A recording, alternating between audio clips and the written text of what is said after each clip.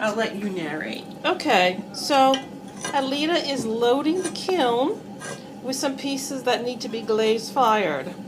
What that means is a piece of just plain old raw clay has already been fired once to a temperature of 1828, and then students put glazes on it, and then we put it back in the kiln and we fire it again.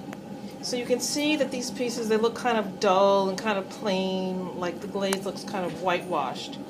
But when it comes out, it's going to look very different. And I'll show you what one piece looks like.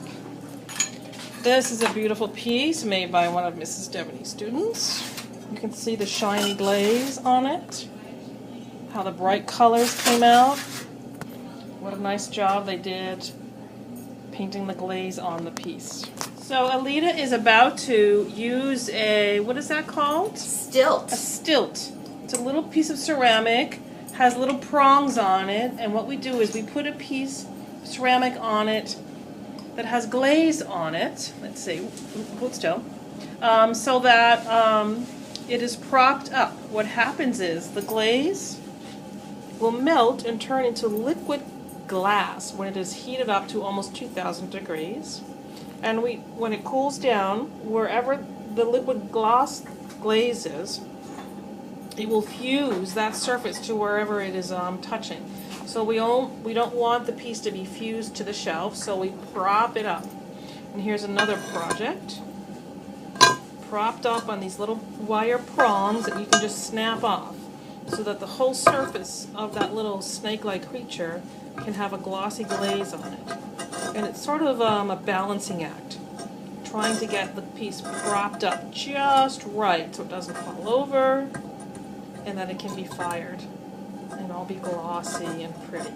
Do you think you need another stilt? Yes, I'm going to get another two stilts. Another long one? Very interesting little piece, very Medusa-ish. There we go. Okay. Now it's propped up. Now we'll be able to fire it. I have one more piece I'm going to load. Okay, here is a ceramic work by a student that has been bisque fired and glaze fired. You can see that it's glossy, has different colors on it, has some designs inscribed on it. Nice little piece. Okay, even got a little handle on it. This is a piece, step back, that has not been glazed yet, as opposed to one on the left that has been glazed. So that's just the bisque fired clay.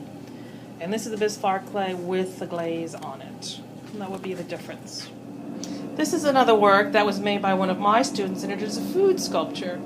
And what it is a combination of a matte glaze, which is what this is. It's matte. It's actually called an underglaze. And then this, which has the shiny glaze on it. So there are different kinds of glazes, some that are matte and some that are shiny and glossy. Okay, so you can see that it's the plate, it's the pasta, and it's the tomato sauce on the pasta.